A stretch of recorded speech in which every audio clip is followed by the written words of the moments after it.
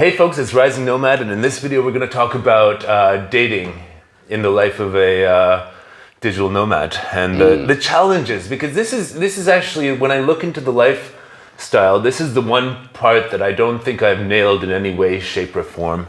So yeah, it's a pain point.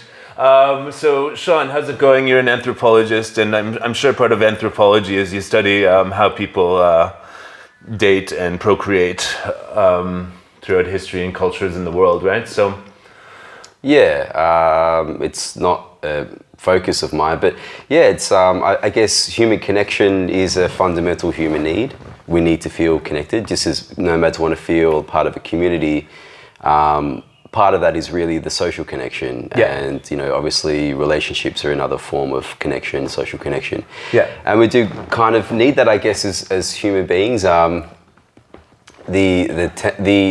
always thought digital nomadism is a single person's lifestyle, because it's people going after what they want, and to be in a relationship is to compromise, and nomads don't really like to compromise that much, in my experience anyway. That's the biggest challenge of the whole thing is there's everybody's always off to the next adventure. Everybody's always about them being first and their own needs, and we've found ourselves in this lifestyle because basically we are the ones who said, we don't want that paradigm of, settling down, finding a partner, having children and stuff like that. But, when I look into my heart and stuff like this, after living a location-independent lifestyle for the last 10 years, I suppose, 10 years, I do have this, longing for some sort of connection, some sort of long-term thing, and a partner who would join me in certain aspects of the lifestyle, like having different bases in Asia and Europe and stuff like that. I would like to have children. I've decided that, and so it's a really strange place to be, having put so much energy into being this single dude as a digital nomad, meeting people around the world, but then that one sort of special person that I want to meet is just absent from my life, and it's a deep longing, and it's I gotta say, this is something that I really spend a lot of time thinking about now. And I previously lived, my first destination as a location independent worker was Belgrade, Serbia, where I settled down in 2013, wanting to just sort of be there. And I had some girlfriends and stuff like that while I was there, and then some girlfriends also traveled a bit and visited me there. And ultimately, I don't live in Belgrade anymore because I found that, I'm going to be there a total of 2 months this year. And dating the locals there, I noticed that with my internationalized lifestyle, with my, maybe being from a more affluent background than most people in Serbia are, I didn't have a lot in common with the locals, even though Serbian women are among the most beautiful in the world, amazing, personalities and intelligence and all this sort of stuff. There was just something in the culture which was kind of insular. And, obviously they have a recent history, in the 90s, when most of the women who I was dating were born. I was born in the 80s and they were mostly born in the 90s. It was the most traumatic time for the country. So you always have to look at what is the difference between, if you're going to date with the local population, what is the difference between you and them, and how's that going to work? And then in dating other travelers, nomads, etc., there's a whole different set of problems. And so I didn't find the solution to this problem yet. I think my thoughts on this is that there's a irreconcilable tension between, nomads value freedom. We freedom is why we get into the lifestyle. It's why we stay. We love the autonomy of being able to do what we want, whenever we want, where we want. But in order to be in a relationship, you need to compromise. It's not all about you anymore. It's not about going where you want to go. And what is compromise but to give up some of your freedom? So we have this, we value freedom. It's at the top of our value hierarchy, maybe for nomads. And that in order to kind of be in a relationship, we need to kind of disregard that value for the sake of the relationship. And I think that's very hard for a lot of nomads. Have you heard of the avoidant attachment style? Yeah. So I feel that lots of us have that. And what it essentially means is like, we're so quick to throw away anything that doesn't fit into our own, I need to decide my own life, I need to have my own space. And it's, I view this as a really big challenge to the community, actually, moving forward. And it's probably one of the big reasons why a lot of people exit this lifestyle. And I even find myself exiting this lifestyle in being based here in Copenhagen as my main base and wanting to spend so much time here, as we talked about in another video. So a lot of the time we just abandon relationships that could be actually pretty good. Like, because we're leaving to the next place, because the person wanted a level of intimacy and attachment that we didn't deem suitable for our standards of lifestyle and freedom. And so what does this look like moving forward? I really I really don't have a solution for this problem, but I do want to discuss more of these things on the channel. Like what? Yeah. Because lots of people maybe are, let's say in their 30s, early 40s, and want to actually have a family, want to settle down, because this sort of lifestyle could get pretty sad when you're 50, you know? Yeah. And I already saw that I have less battery for traveling around, less tolerance, and that I thrive more in my business, I thrive more in my fitness and overall diet and stuff like that when I'm based in a place. So I feel that you're going to see lots of people working on themselves so that they can accept a relationship in this community. And I started working on a project with the Nomad Soulmates Facebook group, actually. Yeah. And so what we're looking at is making sort of like a matchmaking service slash, let's say, framework for helping people improve. Because, this attitude of like, respect my freedom or it's over is not really gonna make the happy families of the nomad future. It's a question of, I think, setting the right boundaries and accepting the right person into your life who respects those boundaries and respects that you might need freedom. You know, like when I was on tour with my band in April, it was really awesome to see that these guys who are in their like 50s, who were touring with the band Culture Shock, they're able to leave their families for 3 or 4 weeks and just go on tour with the band, because that's what they love to do. They love their families so much, but they also love going on tour with the band once a year, and it's part of who they are as musicians, even though they have other businesses, some of them at home. And it's just like, how can we set up our relationships so that you get stability, you get intimacy, you get a certain amount of structure through which you can do things like raise children, but you also have the maturity and dialogue with the other person that leads to being able to express that freedom within a certain container or a certain guy's weekend away or whatever it would be for whoever. Or but these are all luxurious problems to have, I think. If you look at the history of human beings and like how they met each other previously and how they were pretty much shepherded into relationships in the past, I think we're only like 2, 3, 4 generations away, at least in my European side of my family tree, from pretty much arranged marriages. Like where you would marry somebody from another person in your community who it's essentially their family allying with your family to help each other out and pool the resources and social connections and all that sort of stuff. And I feel that, in the West, in the 20th century, we really got away from that. Something really strange happened where it no longer started to be about dating, and love was to start a family, and those family values in the community and banding together to share resources, because in the sort of more capitalist world, it turned to, I'm falling in love for me.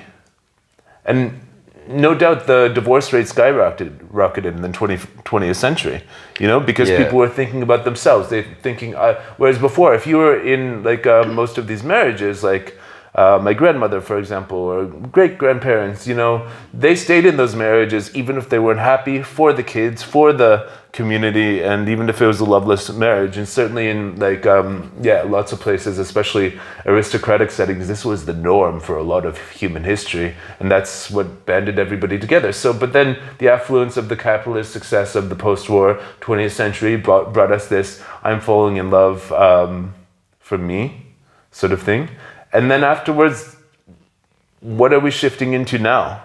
I feel most digital nomads are doing a version of that very selfish sort of love, and we've forgotten how to connect with other people. We're the most casualized, the biggest casualties of this sort of individualist culture. I think, the last 100 years, I think in the West, we've been living in what some scholars call the age of individualism. So we removed ourselves. The collective was no longer a priority. It was more about the individual, and individual rights and individual freedom, blah blah blah. And I guess what you've said now with the whole relationship, the consequences of that in terms of relationship is that now people are looking after what's after them. It's all about them. It's not about the family, about the community, about the collective. It's all about them. And digital nomadism, I've always thought, is just an extreme form of this kind of way of life, of being an individual, about living somewhere in the world that's good for you, maximizing your benefits, going where you're treated best, as one YouTuber. Nomad Capitalist. Nomad Capitalist. Go where you're treated best. So it's all about the individual. But I think this is the thing. Obviously, if human beings love freedom, we love all that stuff. We love to have autonomy. But I don't think we can ever escape the fact that we need connection and community. We need human beings. And this is the tension that I see in the lifestyle, is that we want two things, and they're kind of in opposition to each other. The freedom to move and the connection. How do we get both of these needs met? And I think the solution with the whole relationship side is to find a nomad partner. Now, maybe because of since COVID and remote work becoming more popular, there's more, the dating pool has become bigger, because before it was quite a small kind of pool. So you can find, maybe a partner within that dating pool. But then there are also challenges that come with living with your partner as a nomad, because you're literally with each other 24/7, and that requires you to set up some kind of boundary. And you work over there for a certain amount of time, I work over here, or you go travel for a couple of weeks on your own. I do, because being with, we love connection, but not too much connection. Too much connection is stifling, and we feel there trapped. seems to be a longing in lots of these so-called conscious communities like you experience here in Copenhagen to get back in touch with our emotions, to get, I've been to these sort of Tantra workshops, people hear Tantra, they think sex, but this is mostly about connecting with other people in a open-hearted way, like this eye gazing and just gazing. giving. Let's not go there. It's kind of side to the. This whole the people that we actually need an excuse to go to a workshop to actually go and appreciate staring into somebody else's eyes and being able to hug them and massage them, and you have to go to a workshop for that, because somehow we're so out of touch with that expression. It's so much of a taboo somehow, or so much of a side thing to any sort of society that we built for ourselves and habits and socializing that we built for ourselves, that you need some stranger to tell you that you can go and connect with other strangers, and then suddenly it's okay, and then you have this amazing experience. And it does feel amazing when you go to one of these things and you essentially just have a deep connection with strangers over 3 days just because somebody's facilitated this sort of thing. So I almost feel like there needs to be more structure, more dating events in digital nomad communities, more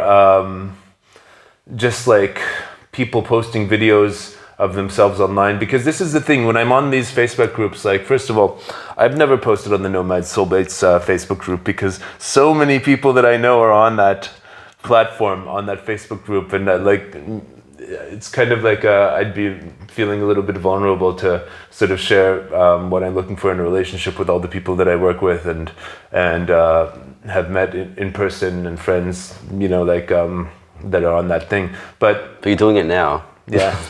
Yeah, I'm doing it now. But this is on a YouTube video where you have to, it's not just you scroll down and you suddenly see me saying this stuff. This is on this channel. I'm perfectly happy sharing everything. But yeah, the point is, like, on these online places to meet people, it's hard to really see what people are all about from like pictures on Instagram or Facebook groups and stuff like that. And I think, yeah, what I'm wanting to do is make a platform where people just introduce themselves on video to each other in a sort of curated way. So that's an interesting idea I've had for a couple of years, and it might happen soon. And but yeah, just more in-person events. You know, like, yeah, you can pretty much deduce that anybody who has the courage to show up to a nomad dating thing is up for meeting people. Yeah. You know, it takes a lot of courage. So I want to see more like that. And there must be a formula where us traveling the world won't just be lonely for the rest of our lives. Even, you know, with like sort of like friendships and platonic relationships, it's super important. This is why I really love Facebook, is because I'm able to keep track of people when I'm in the same place as them. Hey, you're in Mexico as well. Oh, let's meet. You know, you get to see where people are at without writing them long personal emails about that stuff. Couchsurfing was always and continues to be a great place to meet people. And I think the biggest tendency, like, of nomads is to just isolate themselves and sit there viewing life from the comfort of their laptops and smartphones. And that we need to find ways to break out of that in person, in communities, and just sort of get people invested in the idea of, you have to get out there and meet people, or else it's going to be lonely out there. Yeah. It's going to be super lonely out there. And I really saw that, especially over COVID, of course, when it got really, you know, my business was exploding because it was around remote working, but my social life was just like, oh, it's another Zoom call. It's, you know? There's no substitute for in-person interactions and stuff like that. 100%. Like, I think, yeah, nomads, we spend a lot of time on our laptops and our phones. We're kind of, we even, you know, yeah, the whole social, you know, social network, we connect with each other via WhatsApp, Instagram, social media. And, you know, you could say, you know, nomads, yeah, nomads are leaving social connections in a place, but they're keeping in contact with people via social media. But it's not the same. Like, there's nothing can equal in-person embodied experience with another human being. And that's why I think, you know, the social fix for nomads, or the, you know, obviously the relational fix for nomads is going to be in the flesh. It's got to be with real human beings that are, you know, flesh and blood. And I think we need to come back to almost, you know, to ground ourselves into the real world. You know, we live our lives on the internet and through, you know, digital channels, but we are fundamentally flesh and blood creatures that need other flesh and blood creatures in order to feel happy and a sense of belonging. So I think we need to, yeah, these in-person events are great ideas. Digital technology is great and everything, but it's never going to replicate the material world. Yeah. So yeah, one of the things I'm mostly working on right now is getting some events that will bridge the digital world with the in-person world here on the island of Copenhagen. Yeah. We're opening up our own cafe. Cool. In the center of Dongsala. What's it going to be called? Eclectic, probably. Eclectic. Because I wanted something that brings together like music, that brings together like a little bit of yoga, a little bit of different styles, different people, different types of events, like digital nomad entrepreneurs meetups, dating meetups, socialize, just social life for digital nomads, because I can't see myself. Like, it's always been possible to meet people where I go, but to meet them in the right way, in the way that's open, like I explained with these sort of seminars where you go and suddenly you're massaging a stranger 2 hours later. Yeah. To facilitate those connections for people is a very powerful thing, and I can think of so many innovative ways to do that that isn't too dogmatic or... I find a lot of these conscious community yoga type events people are closed off in a certain way, but opening up in another way. And then when you go to a bar or a dance party and stuff like that, people are opening up in a different way, and they're closed off in a different way. How are certain members of the conscious community closed off in one way and not closed off in another? What's an example of that, if you can? Well, what do you mean by that? Well, let's say it comes down to an environment of alcohol and not alcohol. And alcohol is it's one hell of a drug. It's really a great social lubricant, and it has like a power to make people open to each other in a way that is difficult to achieve otherwise, but the conscious community people do it. But then there was a lot of the people have this dogmatic sort of like anti-alcohol sort of stance. And I want to create a space that brings together the two of them together, and in a structure where you structure the events similar to a conscious community, but also make it a dance party. Also have live band music and stuff like that. And also have this online community that's sort of like is anchored on the connections that were made in a physical space. So like a semi-conscious event. So it's like not full conscious. Well, I want to do one with my band because we play a very drinking and danceable folk punk music. I want to make one called Alcohol Ceremony. Okay. We're kind of like why not? We're kind of teasing the conscious community with their events names there, like the cacao ceremony and stuff. Like alcohol ceremony. No, but the idea is going to be really interesting because I want people to show up sober. Yeah. To start dancing and opening up to each other and feeling a part of a community group space, and then at a certain point, bring out a bottle and ceremonially. Serve people. But what's that drink? Curacao? There's a liqueur. Cacao. No, not cacao. Curacao?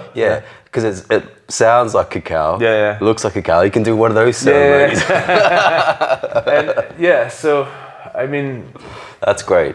Yeah, it's going to be interesting, and just like find a way that also previously, like especially in these traditional communities that I talked about, people met by being introduced through friends. Social circle introduction was how people met their girlfriends, boyfriends, and lovers and spouses. And basically, I feel that in this age of digital nomad and the turnover of people being so quick and stuff like that, it needs to be somebody, and this community's job to sort of do that matchmaking, talk to the people, say, oh, you need to meet this person before you leave town. So the social connector thing, and technology gives us a great way to connect people, but it also gives us great ways to alienate ourselves from each other with a swipe, and then you never see the person again. So just combine that with community. Anyway, I'm not going to spill the beans too much more about what I'm planning to solve this issue, but having built a successful remote working business, I now naturally turn my attention to the next problem that I want to solve after having money and being stable in a place like this, which is having love. So stay tuned for that, folks. More info will be on the channel, and I think our cafe is gonna get its launch in September, actually. Amazing, man. Yeah. Cool, man. Thanks for joining for this video. Thanks for the chat. All right.